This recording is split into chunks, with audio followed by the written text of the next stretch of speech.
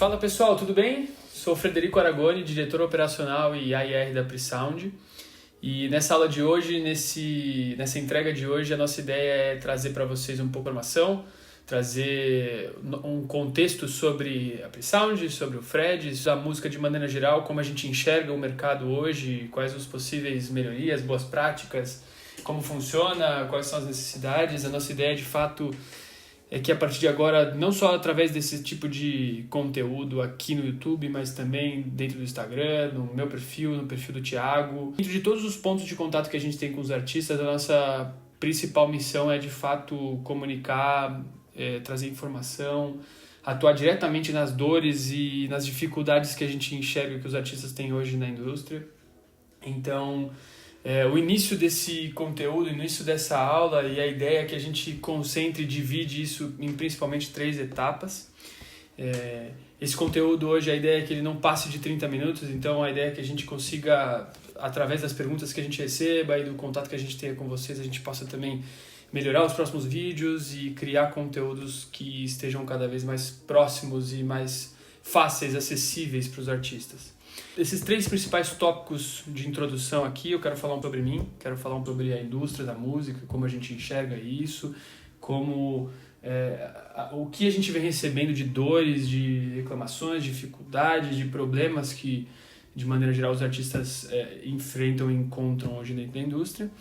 E já partir para o objetivo da live, o tema da live. Hoje a gente vai falar sobre não só estratégias de lançamento, mas também quais são as boas práticas e os principais setores, as principais áreas em que você precisa estar atento no momento de pensar na sua estratégia, no seu lançamento, no seu planejamento de conteúdo, o que postar, quando postar, o que é importante, como alocar recursos. São vários dos pontos que a gente pretende tratar aqui hoje, e a ideia é que vocês também tragam cada vez mais a dificuldade de vocês, principalmente como a gente pode entender essa sinergia e atender cada vez mais artistas e modificar cada vez mais o mercado.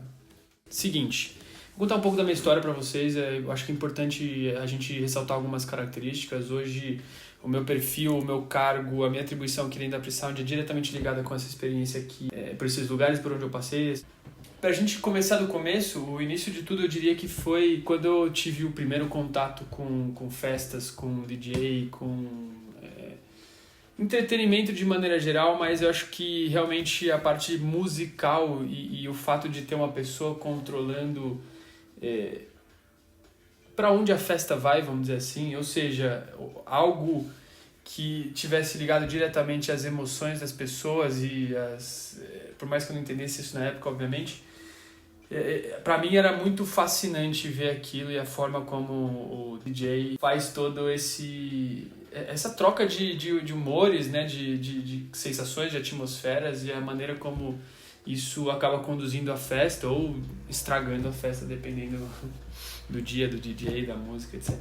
Tive esse primeiro contato muito novo, não vou saber exatamente quantos anos, mas eu imagino que ali por volta dos 10, 11 anos foi onde eu tive o primeiro contato com esse mundo, e aquilo me impressionou muito, eu lembro muito bem.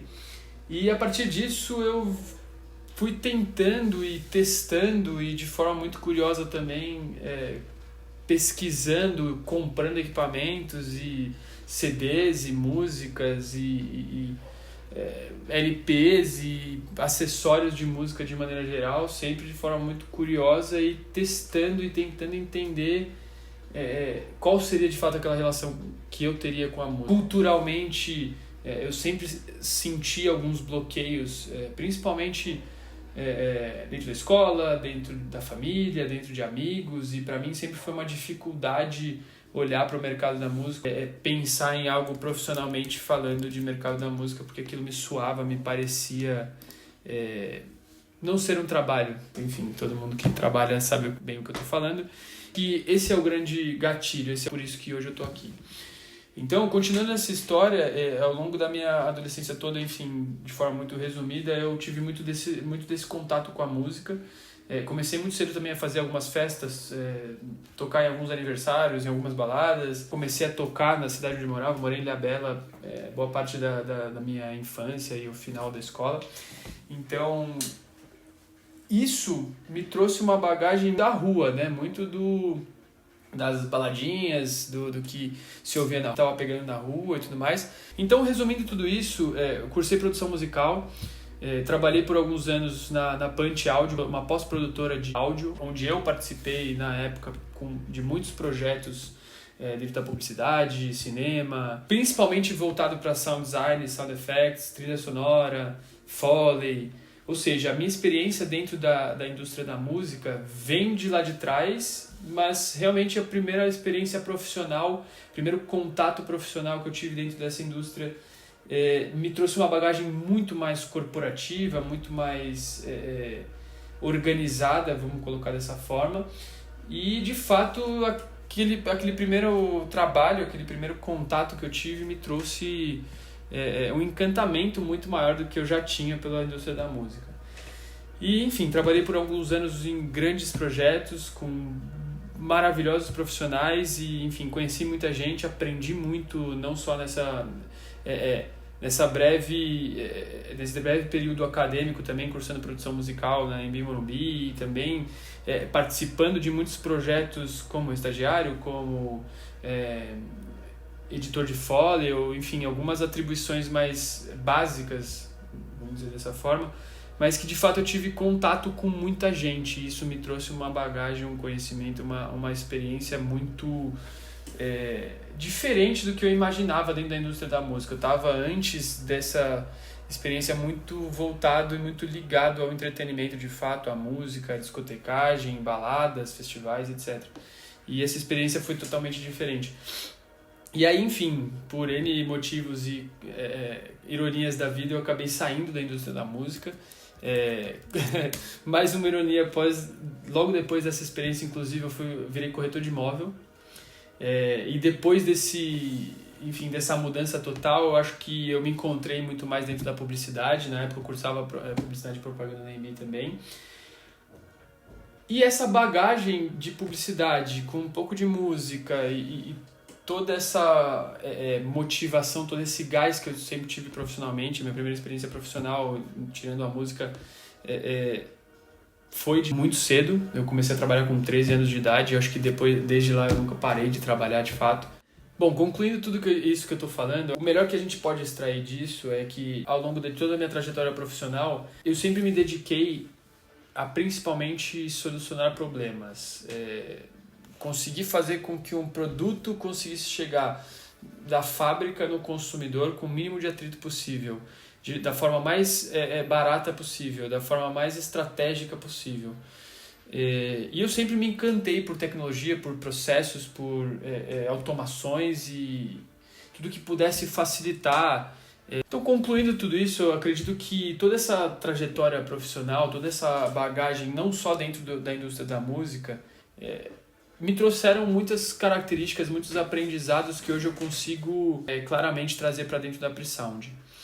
Vou contar um pouco mais em outros conteúdos e de outras formas de onde surgiu a Pre-Sound e como tudo isso se transformou no que é hoje. Essa minha bagagem profissional me trouxe muito desse olhar de negócio. De maneira geral também, pessoal, contextualizando vocês sobre a indústria da música, o que eu enxergo hoje e principalmente o que eu extraio de muitas conversas, e assim, a gente vem entrando em contato com muitos artistas ao longo desses pouco mais de 1 ano e meio, 2 anos que a gente, desde que tudo isso iniciou e desde que a gente começou de fato a colocar a Pre-Sound na rua. E acredito que o que a gente mais encontra, o que a gente mais observa, o que mais aparece no momento em que a gente faz algum tipo de diagnóstico sobre o artista, ou até mesmo quando ele sinaliza esse tipo de dificuldade, a maior parte desse contexto ou da motivação pela qual esses problemas acontecem me parece ser a falta de organização, a falta de visibilidade, a falta de acesso à informação. E claro, não é segredo para ninguém, a gente entende e observa o tempo todo uma série de questões envolvendo o mercado da música, do lado do empresário, da distribuidora, do contrato mal feito, do agente que passou a perna, de alguém que falou uma coisa e assinou outra, enfim, tem uma série de situações extremamente delicadas que a gente vem cada vez mais entrando em contato, entendendo e sabendo que isso existe dentro do mercado. Então, vale muito a gente levantar esse ponto, porque isso de fato foi o que nos trouxe gás, motivação, foi o nosso combustível para construir a Pre-Sound e a gente desenhar e modelar esse negócio como ele é hoje. Bom, indo direto ao ponto aqui, a minha ideia é falar sobre estratégia de lançamento hoje. A gente vai girar em círculos em volta desse assunto para trazer os principais setores, os principais assuntos que envolvem esse tema, e dessa forma imagino que vão despertar uma série de dúvidas, imagino que vocês queiram entender mais no detalhe algumas determinadas coisas. Então, lembrando que esse é o primeiro de muitos desses conteúdos nesse formato. Nossa ideia é, de fato, aproximar esse conhecimento, trazer informação a um acesso mais prático, mais rápido. Então, vamos lá. Primeiro de tudo, eu acho que a gente tem que falar sobre distribuição e edição, né? Acho que não é segredo para ninguém, quando a gente fala de distribuição e edição, a gente está falando de algo que é uma commodity dentro da indústria da música. Todo artista precisa distribuir a sua música. Todo artista precisa editar sua obra, cadastrar sua obra, cadastrar o seu fonograma, por mais que isso seja... me pareça ser algo muito distante do entendimento dos artistas de maneira geral. Hoje em dia eu falo com muita gente que não faz a mínima ideia do que é de fato editar uma obra. Muita gente que não sabe nem que precisa cadastrar uma obra. Então, conforme o tempo foi passando, a gente desenhou a Pre-Sound cada vez mais voltada para esse tipo de dificuldade que a gente encontrou dentro do mercado, para cada vez mais atacar diretamente esse tipo de grande falha que o mercado tem e que muita gente deixa passar. Então, assim, na minha cabeça o mais importante é o artista entender o funcionamento do começo ao fim de uma música, de um projeto, da sua carreira de maneira geral. E aqui eu acho que vale a gente trazer algumas analogias para isso. É o que eu costumo sempre dizer. Da mesma forma que para o teu carro você precisa de um documento, para a tua casa você precisa da escritura e para você precisa de um CPF, a música também precisa do teu cadastro de obra, também precisa do teu cadastro de fonograma, também precisa ser editada para que ela tenha espaço, por exemplo, no cinema, publicidade, televisão. Então tem alguns detalhes base, fundamentais, que eu acho que fazem parte da estratégia de lançamento de maneira geral e que muita gente não sabe nem que existe. Então, começando do começo, independente da gente estar falando de um single, de um EP, de uma mixtape ou de um álbum, todas as faixas de um lançamento precisam ser cadastradas as obras, fonogramas, e o ideal é que se edite essa obra, que se publique essa obra.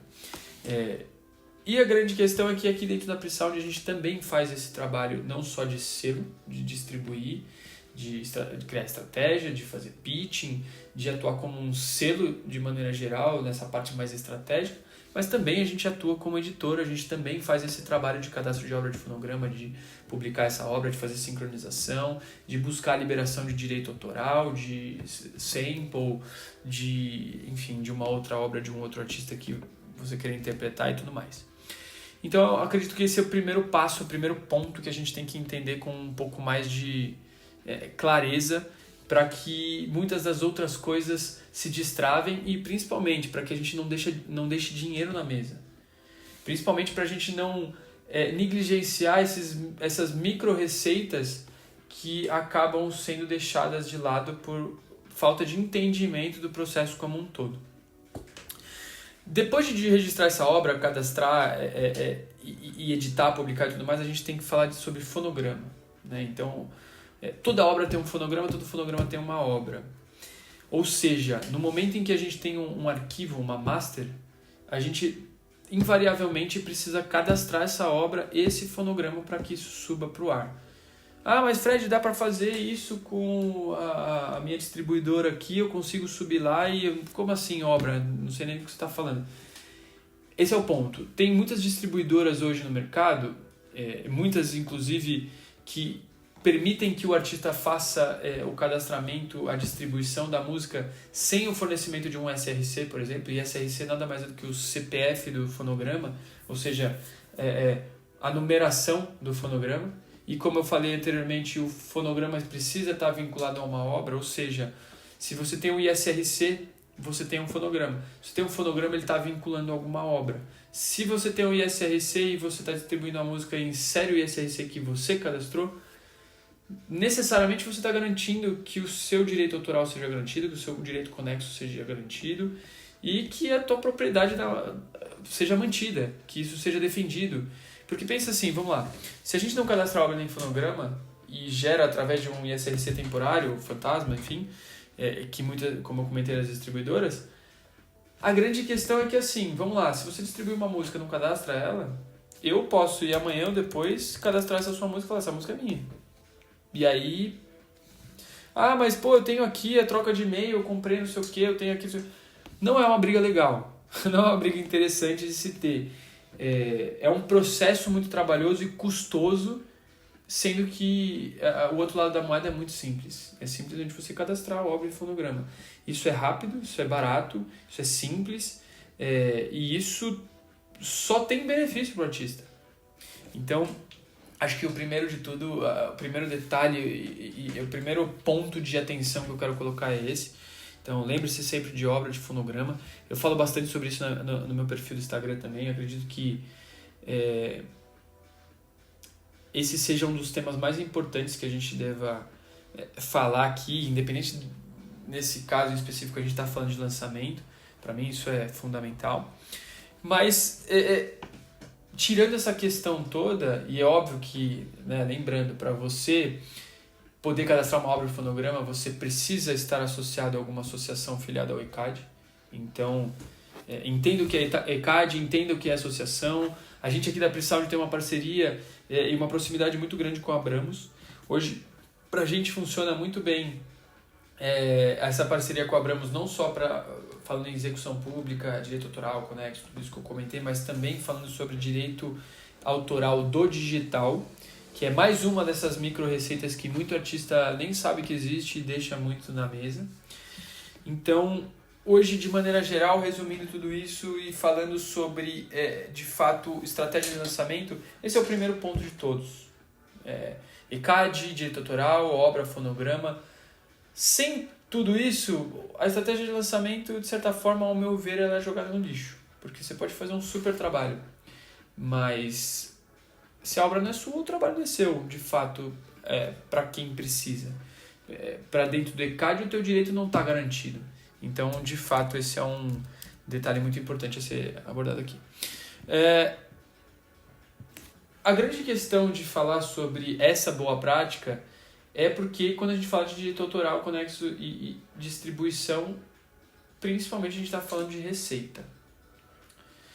E se você não tem tudo isso cadastrado, você não tem receita de tudo isso. Bom, resumindo essa primeira parte, quando a gente fala de distribuição e edição, acho que ficou claro sobre obra e fonograma, sobre a importância do direito autoral, de garantir que tudo isso seja preenchido corretamente para que todos os colaboradores e que principalmente você garanta os seus direitos, sua receita e a sua propriedade sobre a tua obra, teu fonograma. Mas virando essa chavinha e falando diretamente sobre planejamento, eu acredito que, de novo, a importância de um bom planejamento inclui principalmente o passo a passo, o cronograma em que a gente vai fazer isso. E não, de fato, para a gente simplesmente olhar para o planejamento. Claramente, o planejamento serve para a gente planejar os próximos passos, para a gente entender quais são as possibilidades, as oportunidades, as dificuldades, aonde poderia ser aplicado mais grana, aonde a gente pode alocar um recurso específico, ou então, não tem nenhum tipo de recurso, o que a gente vai planejar fazer? Mas Fred, não tenho dinheiro, como é que eu vou fazer? Você pode planejar, por exemplo, pegar o teu celular e fazer uma série de vídeos para divulgar no seu próprio Instagram, nas suas próprias plataformas, o teu lançamento. Então vamos dizer que o teu planejamento seja postar 10 vídeos ao longo dos 2 meses, um mês antes do teu lançamento. Isso é um planejamento. Pode ser, inclusive, e a gente sabe, isso acontece muito, acontece inclusive comigo, gravando esse tipo de conteúdo, que às vezes o planejamento ele não sai conforme o que a gente montou lá atrás. Então, vou fazer 5 vídeos por semana. Teve uma semana que você não conseguiu fazer nenhum. Ou uma semana que você fez 10 e aí compensou a outra semana. Agora, se a gente tem um planejamento, se a gente tem isso desenhado, estipulado, construído ao longo de várias etapas, seja para um lançamento, para 2, para 5, para 10 que você tenha daqui para frente, ou seja para divulgar o que você já tem distribuído, seja para divulgar um projeto que você está fazendo uma interpretação diferente, uma versão acústica, seja para o que for. A grande sacada é a gente olhar não só para o cronograma, para essas etapas e para a distribuição, o volume de conteúdo, de ações dentro ao longo da estratégia, mas também, obviamente, para a gente olhar principalmente para metas. Então, o importante aqui é a gente entender o seguinte, beleza, eu vou colocar 5 conteúdos, eu vou desenhar essa estratégia dessa forma, com essa ação, com esse clipe, com isso, com aquilo. Mas, ok, qual que é a sua meta com o clipe? Qual que é a sua meta com esses posts? Qual que é a expectativa e a meta com esse lançamento de maneira geral? Que número que você quer atingir? Quero aumentar meus ouvintes mensais. Quanto? Você tem quanto hoje? Você quer ter quanto daqui 2, 3 meses? Porque aí pensa, fica fácil. Se você tem 3 meses e você entende quantas ações você quer ter lá dentro e você entende qual é o objetivo, qual é o ponto A, qual é o ponto B, fica fácil de você acompanhar e chegar lá e falar, era para ter feito 10 vídeos, eu fiz 1. Eu queria sair de 1.000 ouvintes para 1 milhão. E aí eu saí de 1.000 e fui para 1.012. Mas será que o objetivo principal numérico ele não era muito alto? Será que não é um pouco óbvio que você não atingiu uma determinada meta porque você não cumpriu o planejamento, ou pelo menos não remodelou, porque está tudo certo você não cumpriu o planejamento, desde que você remodele ele e entenda qual o impacto daquilo que não foi executado? Porque senão você planeja, fala, vou fazer 10 vídeos, quero conseguir de 1.000 a 1 milhão, e aí você faz um vídeo dos 10 e a tua meta está longe de ser atingida, você se frustra e não dá certo. Então, assim, o planejamento ele serve também especificamente para você olhar as cartas que você tem na mão, entender o que tem disponível para você e aí trabalhar com isso. Às vezes você tem pouco recurso, pouco dinheiro, pouco material, pouca gente envolvida. Às vezes você tem muito. Independente, e eu diria até que quando você tem muito é mais difícil ainda, porque o retorno, a expectativa, comandar essa estratégia parece que fica mais complexo à medida que você tem uma diversificação maior na hora de alocar esse recurso, na hora de diversificar isso. Então, qual que é a grande questão aqui? Quando a gente está falando de lançamento, quanto mais antecedência, quanto mais tempo para criação, quanto mais oportunidade você tenha de aquecer esse público, melhor. Então, então seria legal postar música daqui 12 meses? Sim, seria legal você poder ter um tempo hábil grande para se trabalhar isso de diferentes formas, porque, lembrando, a gente está falando de digital, a gente está falando de internet, a gente está falando de inteligência artificial, de uma série de uma disputa gigantesca de atenção. Então, em teoria, faria sentido sim você ter um tempo gigante de antecedência. Mas a gente sabe que o mundo real não funciona assim, que a gente precisa pagar as contas, que o artista tem ansiedade de colocar o projeto na rua, que são projetos que envolvem muitas pessoas, muito carinho, muita atenção, e tudo isso, ao mesmo tempo que a gente quer colocar na rua, a gente não quer colocar na rua de qualquer jeito. Só que, às vezes, muita gente confunde jogar o planejamento para frente ou tentar ou postergar o lançamento simplesmente por postergar vai resolver e essa antecedência superficial, vamos dizer assim, vai funcionar. Mas não é só antecedência. A gente precisa falar, de novo, em obra, fonograma, em pitch, em materiais, em assessoria de imprensa. Mais tempo significa também mais tempo para se fazer dinheiro. Então, dependendo da tua ocupação atual, dependendo se você vive da música ou não, dependendo do teu cenário, pode ser que mais tempo, inclusive, represente ter mais tempo para fazer mais dinheiro para investir nesse projeto, por exemplo. Cada caso é um caso. Não tem uma regra para isso. De novo, não tem certo ou errado dentro da indústria.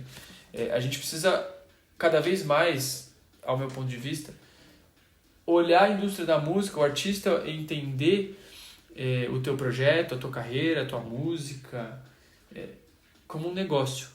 Ou seja, não tem um fornecedor certo ou errado. É uma questão de modelo de negócio. Uns optam por ter uma distribuidora num formato, outros optam por um selo, outros optam por uma distribuidora. Depende da forma como você quer dirigir a sua carreira. E a nossa postura aqui é, de fato, muito séria, muito rígida, muito compromissada com o profissionalismo, com o comprometimento dentro da indústria. E a gente entende, sim, que é preciso ter uma visão mais de negócio dentro da indústria da música. Esse tipo de planejamento, estratégia, são coisas que a gente entende que são fatores complexos para o dia a dia de um artista, principalmente porque o artista quer entrar no estúdio, fazer teu som e o interessante é que ele tem essa liberdade. A gente vê isso no nosso dia a dia.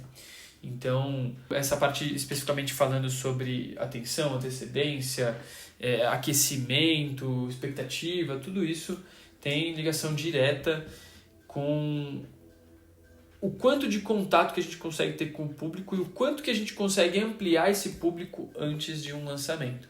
Então, a ideia é se programar com antecedência para que a gente consiga valorizar, potencializar, endossar melhor todo esse projeto, seja com materiais, seja com ações, seja com conteúdo, seja com oportunidades para colocar outras colaborações, seja para colocar para finalizar um som em Dolby Atmos para a gente poder, por exemplo,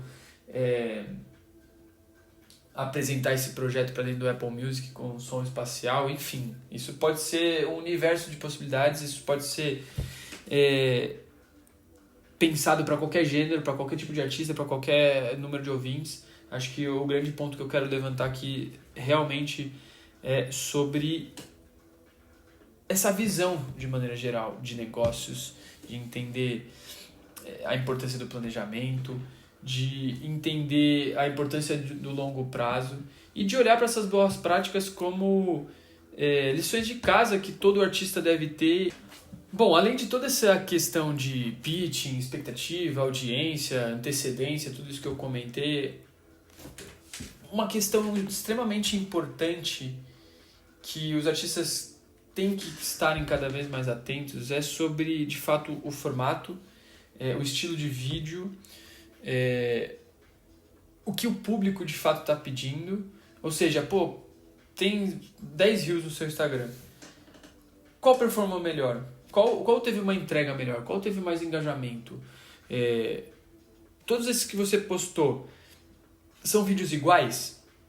São vídeos sempre no mesmo formato, com a câmera em pé, de dia? Entenda isso. Dedique um tempo para entender isso. Por quê? Se você nunca teve regra, no sentido de nunca planejou o que você postou, sempre você postou de forma espontânea, ou seja, você pegou, abriu uma ideia, faz aqui.